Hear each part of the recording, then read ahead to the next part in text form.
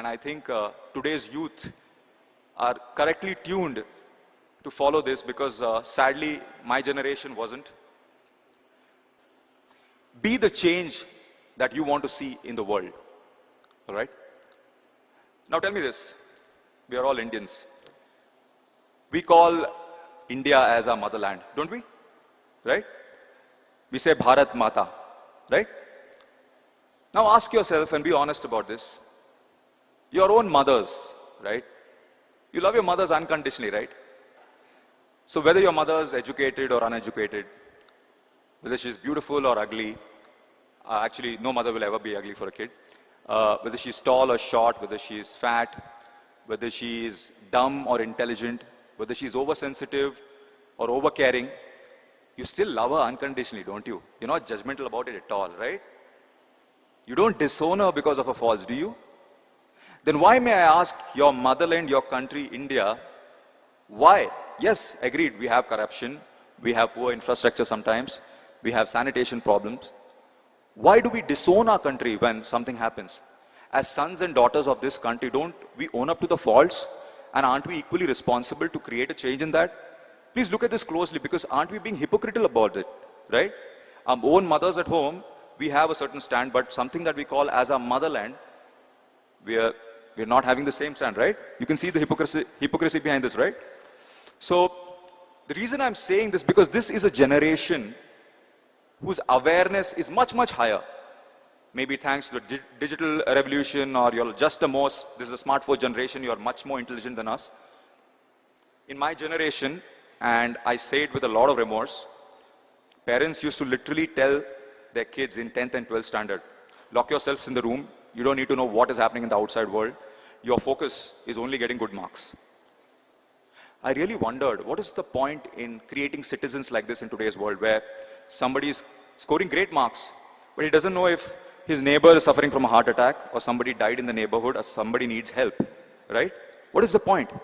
But luckily, today's generation knows that on one hand, you pursue your dreams, on the other hand, you are part of this society, you are part of this ecosystem, and you are accountable, you are responsible to make a difference, right?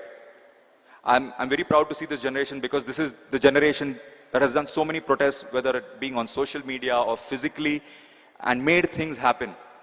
You'll understand that this balance is needed in life. That's why I want to tell you that rather than just fault finding, let's try to be the change that we want to see in the world. This year has been typically very empowering, very amazing for me, because post Big Boss, I got the opportunity of doing something that I've always wanted to do. I got a voice. There are issues that I wanted to talk about. It gave me the opportunity to go talk about it. So one of the things was being part of the clean sanitation campaign. And it is very close to me, because I'm sure many can relate. When I was a kid, and when I used to travel the length and breadth of India with my mother and my sister, I realized when we were traveling, they were hardly drinking any water. Does this happen to you? Have you seen women around you, they don't drink water? Has it? The fear was using public urinals, right? It was so deep-seated. Because the public urinals were so dirty, they would give them some or the other kind of infection. So it created another level of problem. Those who were using was having another level of problem. My own wife, she was working in a serial called Mahabharatam, and she was playing Draupadi. And she was shooting in a forest, and they had no toilet. And she fell sick. She got the urinary tract infection. And I had to speak to the production manager, and I realized that they didn't think that this was something important, as in keeping a toilet, keeping a mobile toilet, a clean toilet. But because I asked, they were kind enough to do it. And when I spoke to a lot of women outside, on a daily basis, women face this issue. Whether it is at their workplace, whether it's in their schools or colleges. 23% of girls in rural India were dropping out of schools, because at that particular time of the month, they didn't want to visit the toilets because it was so unhygienic, they were scared of diseases.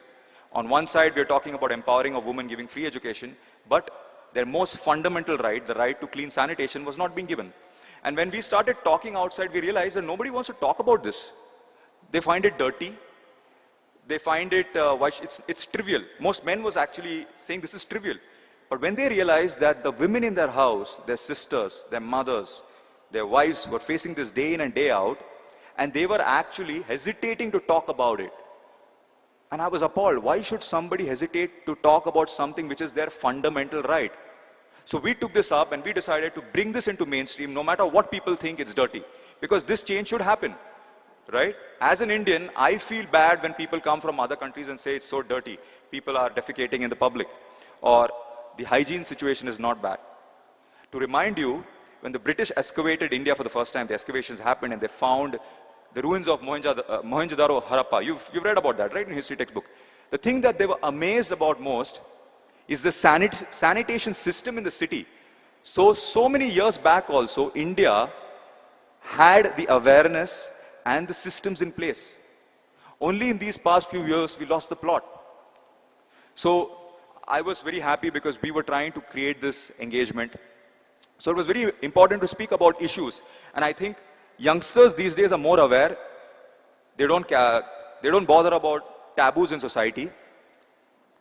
Another thing that shocks all of us, and I'm sure all of you all, is the child abuse, the assault on women, the safety of women being questioned. A lot of people abroad, my friends, when they travel, they always talk about India and talk about the rape cases and how it's becoming one of the rape capitals of the world. And it saddens me. It affects me. It affects me badly. As a man, it affects me. And recently we were part of this group which was holding demonstrations, urging the government to give capital punishment to the culprits. You might have heard about the Ainavaram case where this girl who was barely 11 years old, 17 people in the building, from security guards to different people, assaulted her. And we found out that 99% of the sexual assault cases in India are not being reported. They're not being reported because women have a fear. They feel that they will be disrespected. Now, isn't that an irony? I mean, on one side where the culprit should be feeling fear and humiliation, the victims are facing it.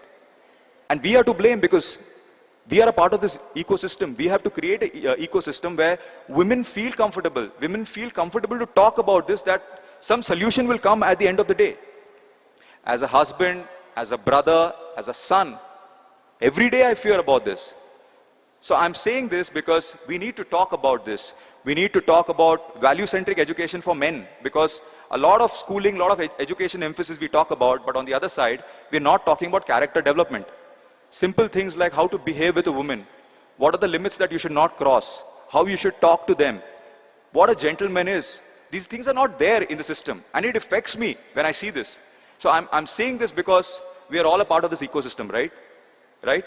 I'm sure the men here, the women here, all of you all have sisters, friends, and you all worry about them when they travel late in the night. Don't you all?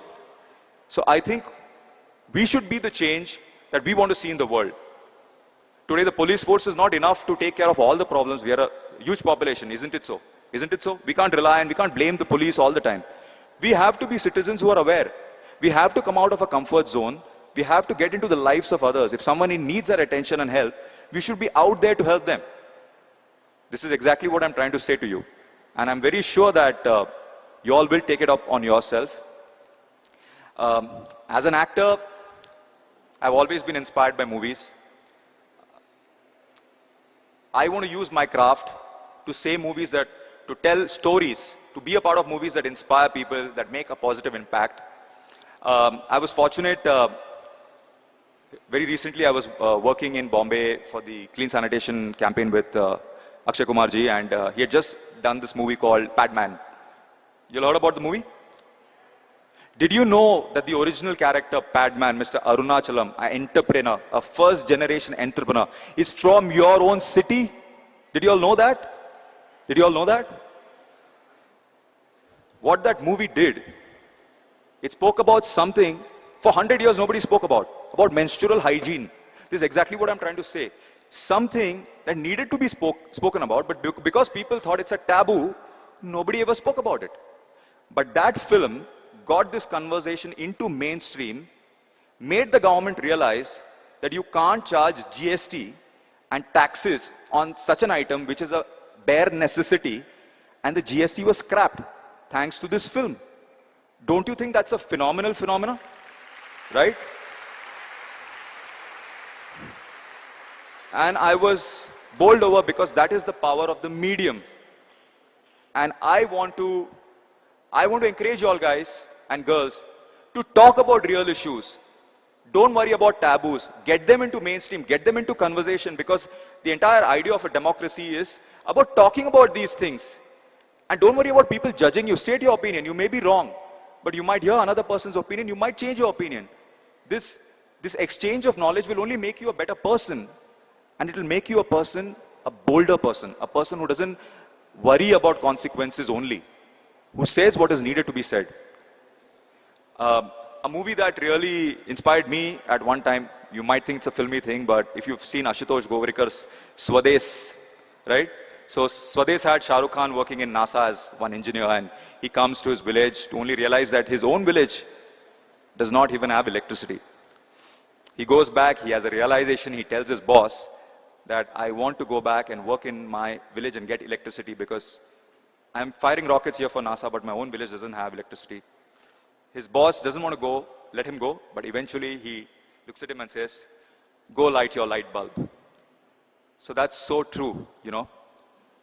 I really feel from the bottom of my heart that today when most people are thinking of ways to get out of the country and go abroad and educate themselves, settle down, whatever, a day should come where people want to come back to India, right? They want to come back to India. And this was true 2000 years back when the Nalanda University was there, when India was the threshold of spiritual education. People really came back. And I will be a proud Indian when that happens. And you guys and girls are the future of this country. The baton is now in your hand, right? To do and take it to the next level. I would like to conclude by saying that this life is God's gift to you. What you make out of it is your gift back to God. Make it worthwhile, ladies and gentlemen.